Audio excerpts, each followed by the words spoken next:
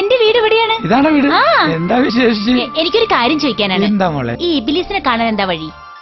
ഇബിലീസിനെ കാണാൻ എന്താ കാര്യം? അല്ല, ഞാൻ ഈ ഇബിലീസിന് ചോറ് കൊടുക്കാതെ നേർച്ച നേർന്നിട്ടുണ്ടേ.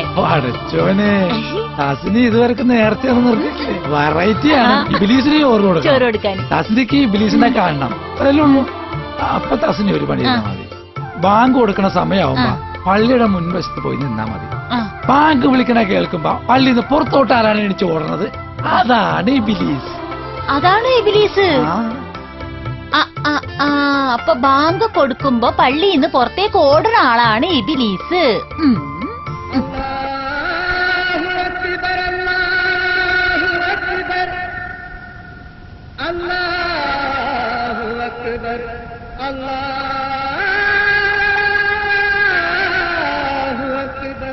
അസ്സലാമു അലൈക്കും.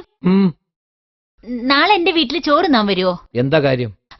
അതല്ല, ഇബിലീസിന് ചോറ് കൊടുക്കാന്ന് ഞാൻ നേർച്ച നേർന്നിട്ടുണ്ടേ. ആരാ പറഞ്ഞു ഞാൻ ഇബിലീസാന്ന്? ഞാൻ ഈ പള്ളിയുടെ സെക്രട്ടറിയാ, അറിയോ?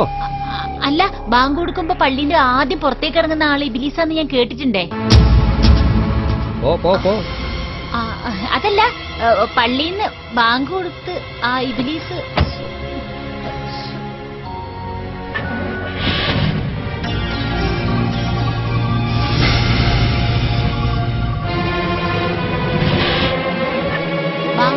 പള്ളിന്റെ ആദ്യം പുറത്തേക്ക് ഇറങ്ങുന്ന ആള് ഇബിലീസാന്ന് ഞാൻ കേട്ടിട്ടുണ്ടേ.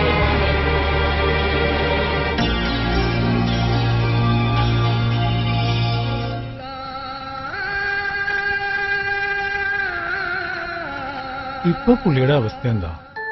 ഇപ്പൊ അദ്ദേഹത്തെ പോലെ തക്കവയുള്ള മനുഷ്യൻ ആ പ്രദേശത്തില്ല.